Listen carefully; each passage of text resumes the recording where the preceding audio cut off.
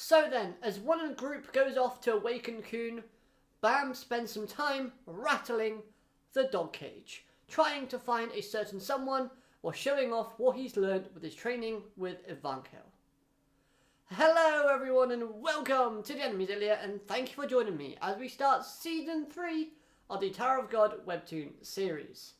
Within this video I'll be giving you my thoughts and opinions on the Deng Deng arc, and I'd love to hear yours in the comment section down below.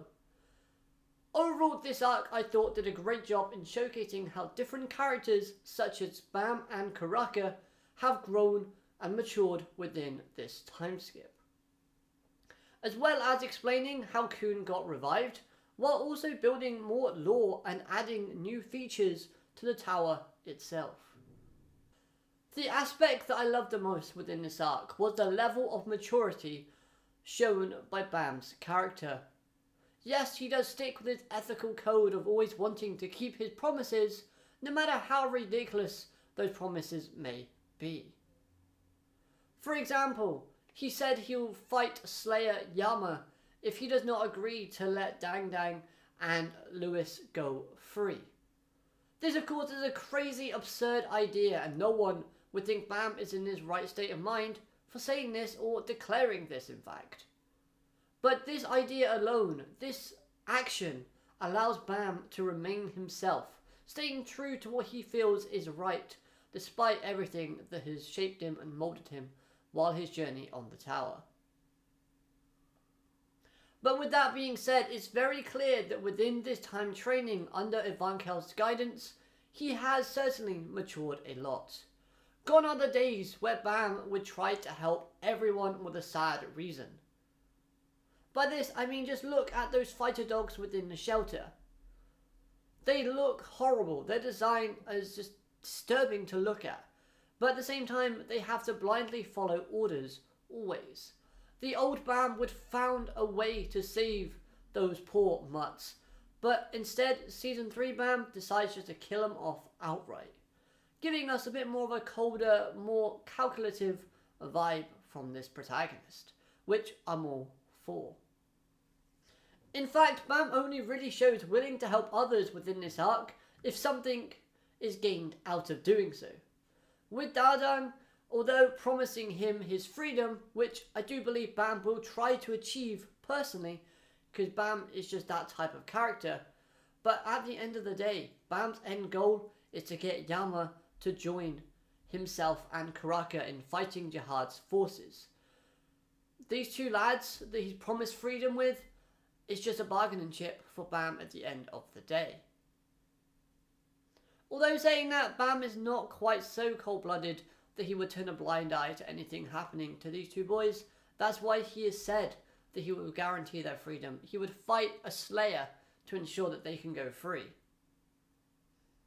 Now, I've already said that Bam appears to be more calculative within his actions. Heck, he doesn't even give Mad Dog, this character who in the Workshop Battle arc was known as the strongest regular because of his kind of blood from Lord Baylord Yama within him, doesn't give him the time of day when breaking out of the kennel. Bam, throughout his interaction with Mad Dog, looked disinterested and just absolutely bodied him. So this of course tells us, the reader, that the training Bam has gone through has moulded him greatly, as well as the fact is it's worked out brilliantly in terms of making him a lot stronger and more credible as a fighter. Some of the skills that we see Bam use within this entire arc itself looked amazing. The artwork was stunning and top quality. So for that, I gotta give a bit of a salute to. Now, as for Season 3, Bam's design. It's not my favourite design that Bam has, but I'm sure in time it will grow on me. Those eyes just look like he truly has seen hell, which does get me excited as we can learn more and more about his training and what it consisted of. We do get a sneak peek at what happened during that time of training, as we see him training with this sort of like monk martial artist, in where he has to relearn his skills from the ground up, unlocking a skill known as Zero. So he has like a Zero variant on his skills, which I thought was pretty cool. This in turn obviously allows his skills to be more polished and refined. So, good on you. And you know what? Evankhell giving Bam the added stipulation of not being allowed to use the Thorn or the Black March until given permission, I thought added more ways for Bam to explore new skills and really try to advance some of the skills he has learned already, better understand them and equip himself later in the future. I could actually see a situation arising where had Bam continued going up the tower, then maybe some irregular or ranker that he would have to fight would have the ability to turn off items and stop them from working momentarily. This of course would put Bam in a serious situation that he wouldn't likely be able to get himself out of had he been relying on the Thorn and the Black March too much. So yeah, this just makes Bam an all-round better fighter without the use of items. Plus that line, I don't fight those who are weaker than me. Bam, you saucy devil. Oh, that was a brilliant line. But enough of Bam now, let's move on and talk about some other characters, because there were so many more characters that were fantastic throughout this arc. So then, let's talk about Karaka. Now within this arc, he makes out like he's testing Bam, which to some level I believe to be true.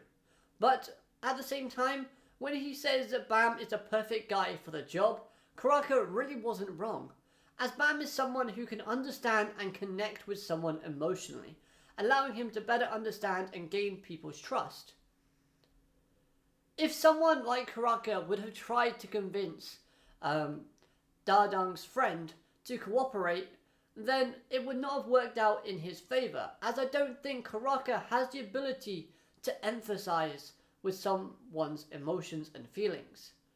And using force on that guy would not have helped Karaka one bit. Karaka honestly would not have been able to achieve this mission based on his own personality and the way he handles other people.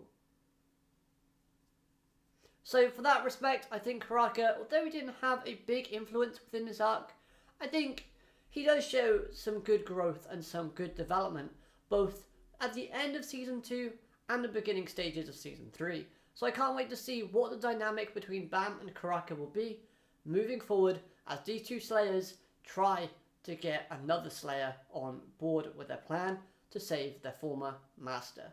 Well, not former master, their master. So sticking with the theme of talking about Slayers, let's talk about Baylord Yama. This character's first appearance I thought was great, as well as the fact is his design is really unique and pretty cool looking. And undoubtedly, he is very strong. Even Karaka states that he would not be able to beat him. And of course we know how strong Karaka is already, so that's a lot of credit to Yama as well. Plus, Karaka holds Yama in very high regards, showing a lot of respect towards him.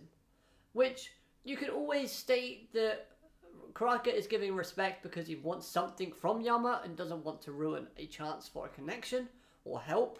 But at the same time, I don't think Karaka would willingly give out respect unless it was deserved.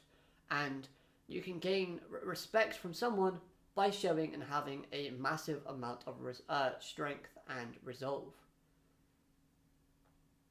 However, it's the way that his domain is run that I have a massive issue with. It's a dog-eat-dog world where only the strongest rule, and seeing how the weak are treated just got me a bit infuriated while reading this arc. I thought that the shelter was bad when it got introduced, but seeing how slaves have to wear collars around their necks and how everyday people within the regular area have to fight in a bloodthirsty brawl in order to prove themselves worthy, I thought it was just a horrible concept, but yet it helps to add a bit more flair and uniqueness to Baylord Yama's kind of domain and the way he runs people and governs them. But at the same time, if we were to look at this a little bit more deeply, looking at the way they treat their trainees / the regular area where they have to fight in bloodthirsty battles to gain respect and honour, it's kind of like the tower itself.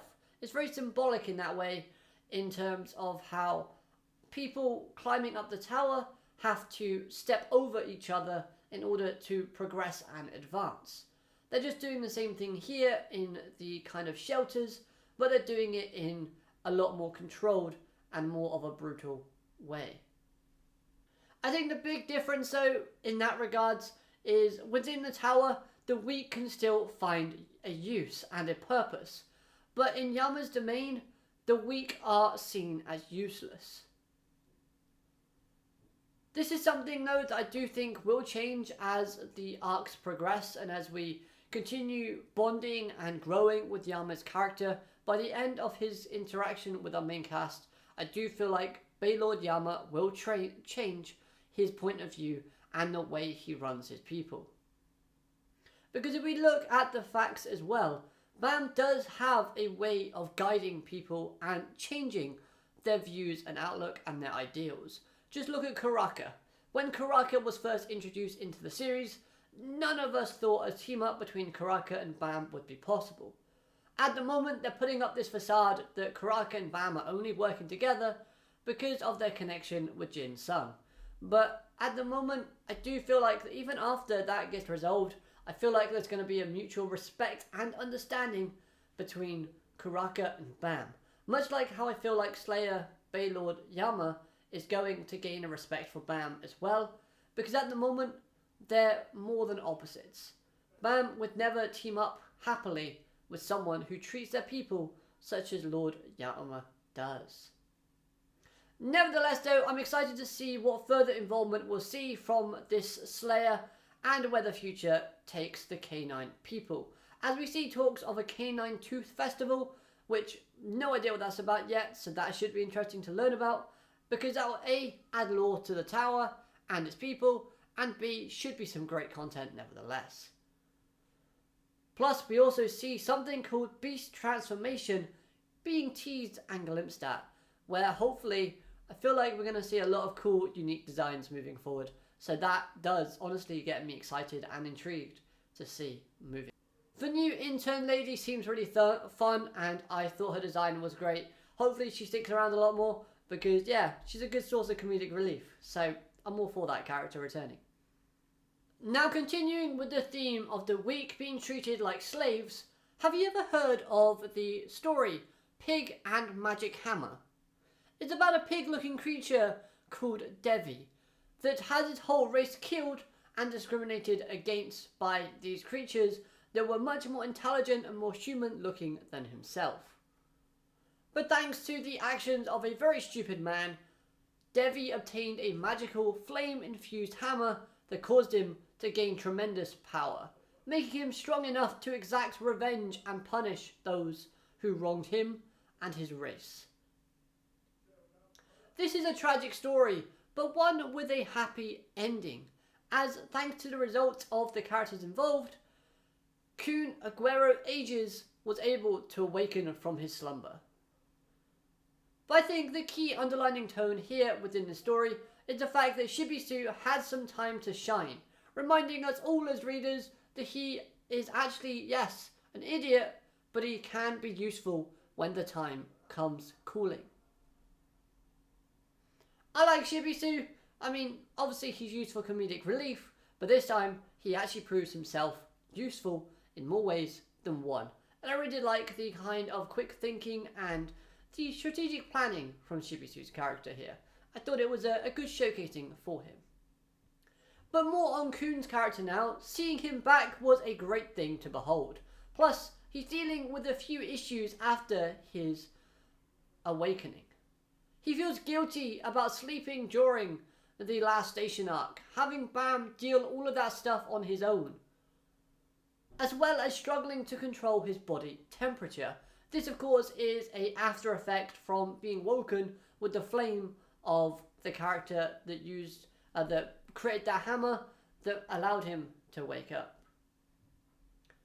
Although I was confused as to why he started wearing his workshop battle arc disguise, when obviously folk know that he's still alive.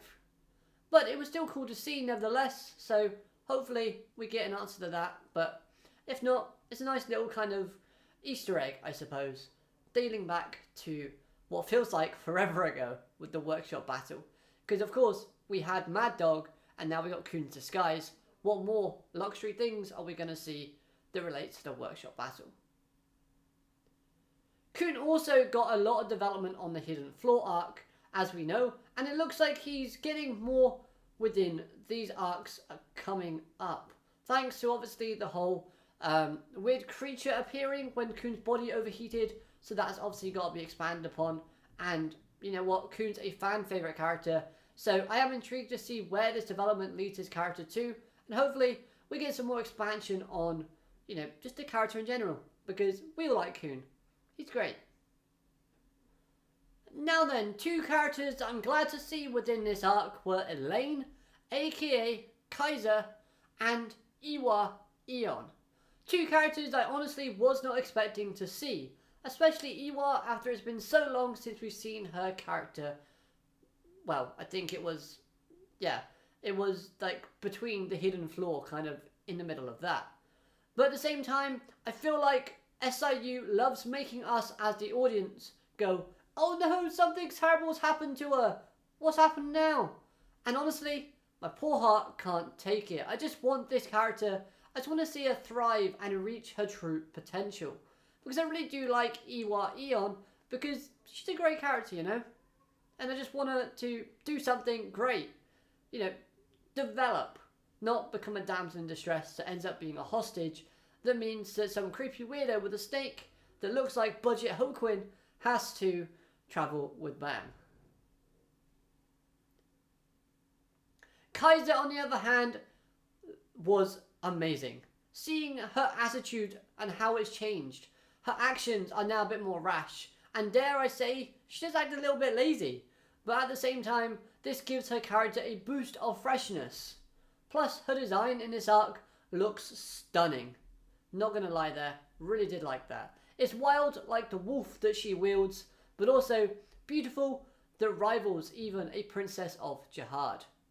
Not gonna lie, I like Kaiser. I'm glad she's back. I'm glad she has a bit more of a supportive role, meaning that she can be more integral into the story moving forward. So hopefully we see her appear more than just this little cameo. Now then, that snake dude, like I said, looks like a budget awoken. He was a good source of comedic relief, and he knows about Levy, who obviously used his spells and had that question mark gimmick in the last station. So that does have me wondering if he's going to betray Bam in a future arc. Because this snake dude does also use spells when relating to the snake. But at the same time, if he does turn traitor, surely it goes without saying that he sees that both Kaiser and Hokuni, who he's with at this moment in time, that they're an impossible challenge for him to overcome. He seems scared of Kaiser within this arc, and Hokuni has those eyes that can see into the future, so if he tries to launch a sneak attack, then of course it's not going to work.